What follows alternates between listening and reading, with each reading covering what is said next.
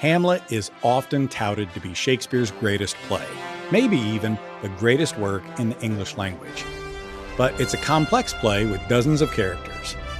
In my experience, it's always worked best to learn the family drama before we begin reading the family drama.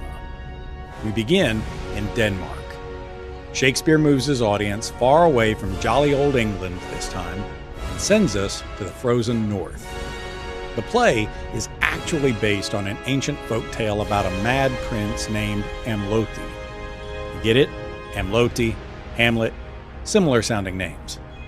Well, that story puts us in Denmark, 500 miles as the crow flies from the Globe Theatre, or about 816 kilometers as the British Raven flies. Hamlet begins a generation earlier with his father, Old King Hamlet. Now, sometimes it can be confusing which Hamlet you mean, but Old King Hamlet was the father, and young Prince Hamlet is the son. It'll be even easier to distinguish them, though, in a minute. Old King Hamlet was married to Queen Gertrude. And before you even begin to be mean about her name, that was a fashionable, elegant name for women back in her day. 100 years ago, one of the top names for girls was Dorcas, so things could be worse. Old King Hamlet and Queen Gertrude ruled Denmark happily, and everyone was doing great. That is, until the Fire Nation attacked. I'm just kidding. I mean, Norway. The King of Norway is a man named Fortinbras. Great name. He also had a son, a prince named Fortinbras. You see the pattern here? Denmark and Norway were gathering to fight over a tiny outcropping of land, and whoever lost the conflict forfeited the land. And our Old King Hamlet ended Old King Fortinbras that day, winning the war. And while that's good for us, it robbed young Fortinbras of a father and Norway of a king.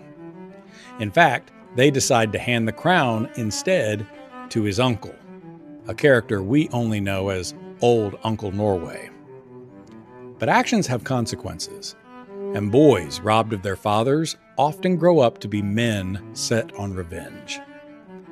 Back in Denmark, though, we experience a short-lived golden age, an age that suddenly comes to an end only just before the play starts. Because, in the prime of his life, Old King Hamlet suddenly dies, taken from us far too soon. He was sleeping in his orchard, they said, during the afternoon when a snake slithered up close and bit him in his sleep. The venom killed him before anyone could save him. And alack, in the midst of life, we are in death. The country was suddenly thrown a tragedy, and a state must have strength, wisdom, stability, so the kingdom selected its next king to be not Prince Hamlet. Instead, they pick his uncle, Old Hamlet's brother, Claudius. Well, okay, so that's what Norway did too, and Prince Hamlet is still young and going to school, so I guess that makes sense. But only a few weeks later, we seal the deal another way too. Claudius and Gertrude get married. Brother-in-law, sister-in-law, married. And in those days, marriage is not marriage until it's consummated. Prince Hamlet returns just in time to receive a double helping of grief.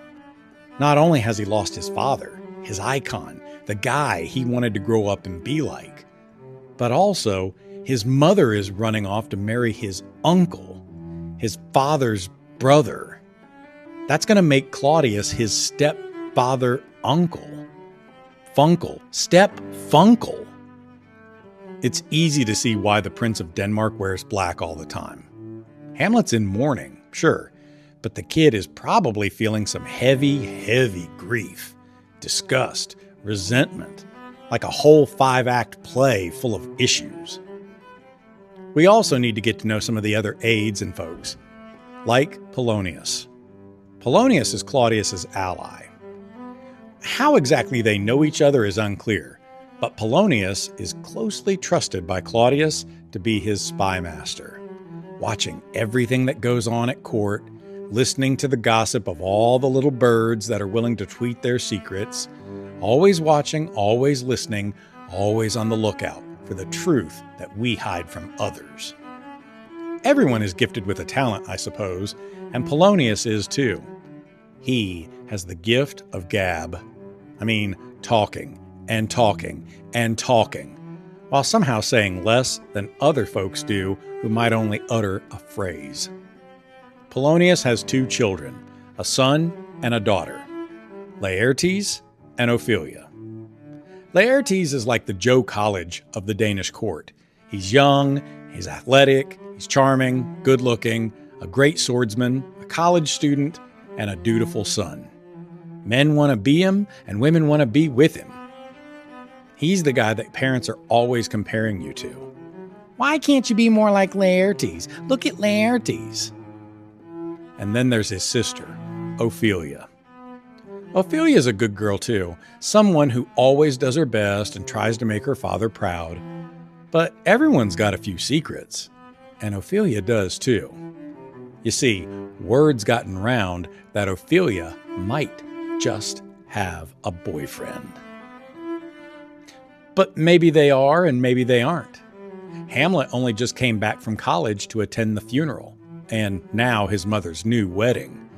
And with all the grief and anger, he hasn't really had time for Ophelia. I mean, it's possible, maybe, that he even wants to break up. They haven't talked in a while, and now things are awkward.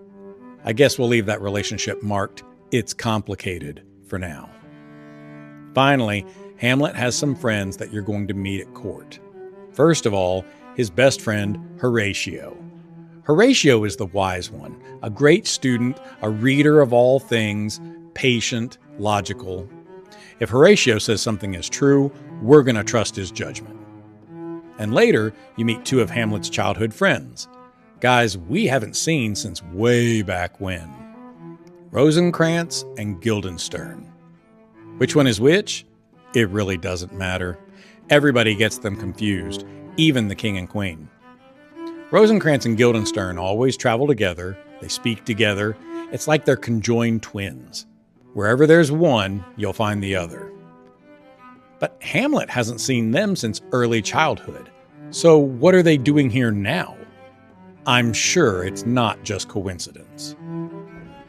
And that's it, for the most part, except for some guards and some actors who show up in a troupe and some servants and, a pirate or 2. You always have a pirate or 2. But these are the principal cast members you meet from the start. Yep. All except for the ghost. It's deep winter in Denmark, where winter lasts so many hours in a day, and Castle Elsinore is the darkest, saddest place in the world. At night, the palace guards have become afraid because some swear they've seen a ghost wandering the castle. It's never hurt them, and it looks exactly like old King Hamlet, wandering in his armor with his visor up. The guards are so scared, but not yet scared enough to tell anyone, lest they look like a bunch of fools. So Act 1 begins with 2 guards bringing old Horatio along for a ghost hunt. If Horatio sees it, people will believe him. But what could it mean?